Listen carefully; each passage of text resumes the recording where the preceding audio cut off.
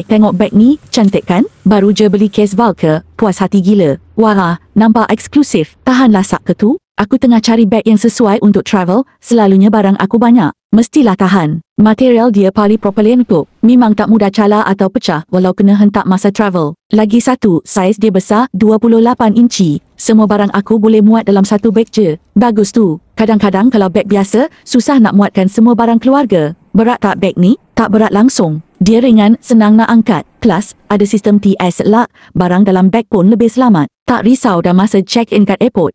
Bestnya, sesuai untuk aku yang suka jalan-jalan bawa macam-macam. Desain dia pun nampak premium kan? Betul, kalau guna ni, bukan je lasak, tapi nampak bergaya sekali. Memang berbaloi beli. Dapatkan cuma, klik je link beg yang disediakan sini untuk cepat dapat. Okay, noted. Lepas ni, aku nak dapatkan satu juga. Pandai kau pilih barang. Alah, kita kan pengguna bijak. Jangan tunggu lama tau, nanti cepat sort out.